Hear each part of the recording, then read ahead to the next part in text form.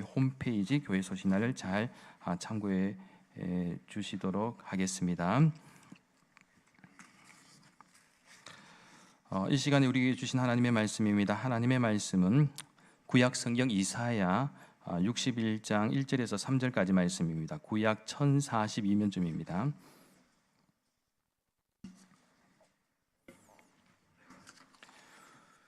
이사야서 61장 1절에서 3절까지의 말씀입니다. 우리 한 목소리를 같이 합독하도록 하시겠습니다.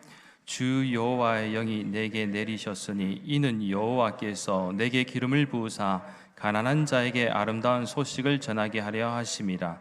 나를 보내사 마음이 상한 자를 고치며 포로된 자에게 자유를, 갇힌 자에게 노임을 선포하며 여호와의 은혜의 해와 우리 하나님의 보복의 날을 선포하여 모든 슬픈 자를 위로하되 무릇 시온에서 슬퍼하는 자에게 화관을 주어 그 죄를 대신하며 기쁨의 기름으로 그 슬픔을 대신하며 찬송의 옷으로 그 근심을 대신하시고 그들이 의의 나무 곧 여호와께서 심으신 그 영광을 나타낼 자라 일컬음을 밝게 하려 하심이라.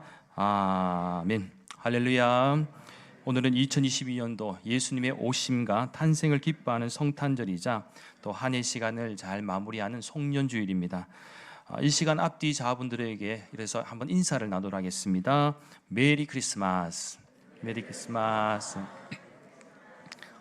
네, 여러분에게 성탄의 기쁨과 임마누엘의 은혜가 항상 함께 하시길 간절히 소망합니다. 또한 다사다난했던 시간들을 뒤로하고 지금까지 인도하신 하나님의 은혜와 사랑에 감사할 수 있는 복된 시간들이 되시기를 예수님의 이름으로 간절히 축원합니다. 오늘 이 시간에는 성탄의 정신을 회복하십시오라는 제목으로 잠시 하나님의 말씀을 나눌 텐데요. 제가 일부 때는 정상적으로 이렇게 설교를 했습니다. 그런데 2부는 순서가 많아서 부득불 좀 줄일 수밖에 없었어요. 그래서 제가 최대한 요약한다고 했는데 혹시 뭔가 이상하다 하더라도 그러면 편집이 잘못됐구나 그렇게 이해해 주시면 되겠습니다. 물론 잘하려고 했는데 하여튼 최대한 간결하게 말씀을 좀 나누도록 그렇게 하겠습니다. 특히 오늘은 성탄절을 맞이하면서 신앙적인 측면에서 우리는 이 성탄의 정신을 한번 깊이 생각해 볼 필요가 있는데 이 세상의 구세주로 또 그리고 사랑과 평화의 왕으로 오신 예수님을 통하여 우리가 알아야 할 성탄의 정신을 크게 세 가지 관점에서 간략히 말씀을 좀 나누도록 하겠습니다. 첫째는 예수님의 오심에 대한 분명한 목적을 알아야 합니다.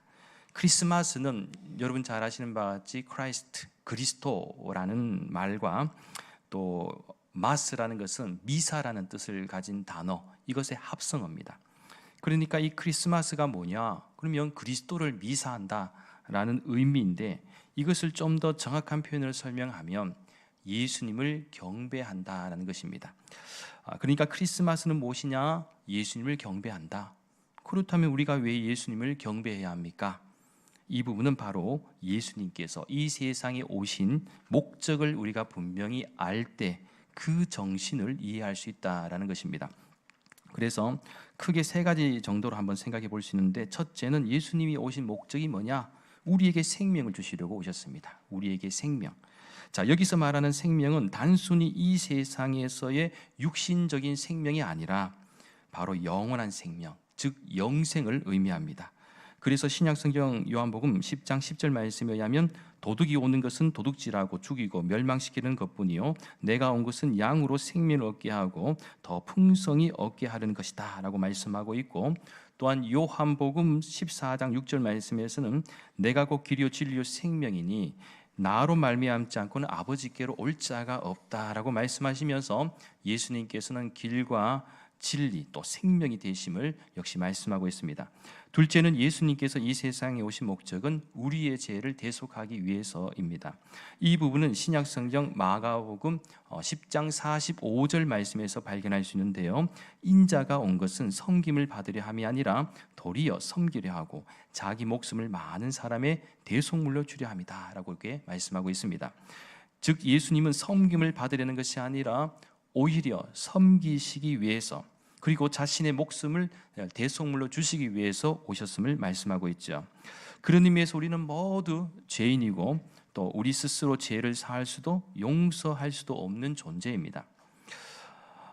그래서 우리가 죄인에서 의인으로 나아가 어둠에서 빛으로 나아갈 수 있는 것은 우리에게 권세와 능력이 있는 것이 아니라 완전하신 분, 그리고 우리의 모든 생사업을 주관하시는 하나님께서 우리의 죄와 허물을 용서하시고 사해 주셨기 때문입니다. 마지막 셋째는 예수님께서 이 세상에 오신 목적은 우리의 인간성을 회복시켜 주시기 위해서입니다. 죄인인 우리는 하나님과의 관계에서도 회복할 수가 없었고 사람들과의 관계에서도 역시 회복할 수가 없었습니다. 또한 하나님이 주신 이 자연 환경과도 회복할 수가 없었습니다. 그런데 예수님이 오심으로 먼저 우리의 신분이 바뀌게 되었습니다. 즉 어둠의 자녀에서 하나님의 자녀가 되는 권세를 얻게 된 것이죠. 그래서 신약성경 요한복음 1장 12절 말씀에서 사도 요한은 영접하는 자, 곧 그 이름을 믿는 자들에게는 하나님의 자녀가 되는 권세를 주셨다라고 이렇게 선포하고 있습니다. 결국 이러한 사실은 우리의 진정한 인간성의 회복은 바로 예수 그리스도를 통해서 얻을 수 있다는 사실을 발견하게 됩니다. 그렇게 무엇보다 예수님을 믿고 영접하는 사람들에게는 회복의 은혜를 베풀어 주시는데, 우리의 인간성이 회복되면 우리가 살아가는 세상은 인간다움의 세상으로 회복되고 참된 화해와 치유의 은혜가 있게 됩니다. 따라서 성탄의 진정한 정신을 회복하는 것은 바로 이러한 예수님의 오심에 대한 분명한 목적을 우리가 기억하는 것임을 꼭 믿으시기 바랍니다. 둘째는 성탄의 정신은 이 최고의 선물을 발견하는 것입니다. 어느 가정에서 이 성탄절이 다가오자 아버지가 식구들에게 나누어 줄 이 선물을 한 보따리 사가지고 들어왔습니다. 그리고 이 가족들 식구들에게 다 이렇게 나누어 주니까 진작 아버지 자신의 선물이 없는 겁니다. 그때 재치는 이 막내딸 아이가 얼른 아이디어를 내서 생각했지요.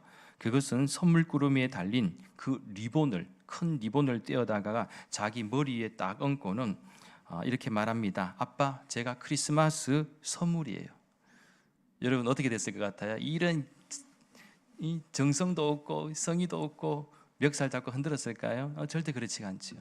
오히려 이 막내딸이 리본을 단 그 모습, 해맑게 웃으면서 자신이 선물이라고 하는 것에 그 모습을 보면서 아버지는 당연히 미소를 지을 수밖에 없습니다. 그러면서 공감하죠. 최고의 선물은 우리 딸이다. 그렇죠? 그러면서 우리는 이 이야기 속에서 이 성탄의 양면성을 발견할 수 있습니다. 하나는 하나님께서 우리에게 내려주시는 선물이고, 또 다른 하나는 우리가 하나님께 올려드릴 선물입니다. 그런 의미에서 성탄절은 하나님이 우리에게 최고의 선물을 주신 날이죠. 그리고 그 선물은 바로 예수님이십니다. 그래서 신약성경 에베소서 2장 8절 말씀에서 사도 바울은 너희는 그 은혜에 의하여 믿음으로 말미암아 구원을 받았으니 이것은 너희에게서 난 것이 아니요 하나님의 선물이라고 말씀하고 있고요. 또 예수님은 하나님의 아들이시지만 사람의 몸을 입고 이 세상에 오셨다라는 것입니다. 그리고 십자가를 지심으로 우리의 죄와 사망 그리고 온갖 인생의 슬픔과 고통에서 구원해 주셨습니다. 그러니까 성탄절은 예수님의 대속의 은총이 시작된 날입니다. 그러기에 성탄절은 우리도 이러한 하나님의 은혜와 사랑에 감사하며 귀하신 예수님께 선물을 올려드리는 날이기도 합니다. 따라서 꼭 기억하십시오.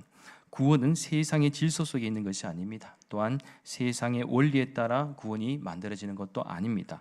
오직 우리에게 선물로 주신 예수 그리스도를 믿음으로 말미암아 이루어진다는 사실을 꼭 기억하시기 바랍니다. 마지막 셋째는 성탄의 정신은 우리의 마음에 있습니다. 신약성경 빌립보서 2장 5절부터 8절까지의 말씀에 의하면 사도 바울은 이렇게 설명하고 있습니다. 너희 안에 이 마음을 품으라. 곧 그리스도 예수의 마음이니 그는 근본 하나님의 본체시나 하나님과 동등됨을 취할 것으로 여기지 아니하시고 오히려 자기를 비워 종의 형체를 가지사 사람들과 같이 되셨고 사람의 모양으로 나타나사 자기를 낮추시고 죽기까지 복종하셨으니 곧 십자가에 죽으심이라. 여기서 우리가 닮아가야 하는 마음은 바로 예수님의 마음임을 사도 바울은 강조하고 있는데요. 크게 두 가지 관점에서 우리가 예수님께서 품어야 할 마음이 있습니다. 하나는 이 비움의 마음입니다. 비운다는 것은 무엇을 의미합니까? 다른 표현으로는 어떤 것을 포기하는 것도 포함하고 있습니다. 그러나 예수님께서 비우신 것은 뭐냐? 우리에게 사랑을 베풀어 주시기 위해서입니다.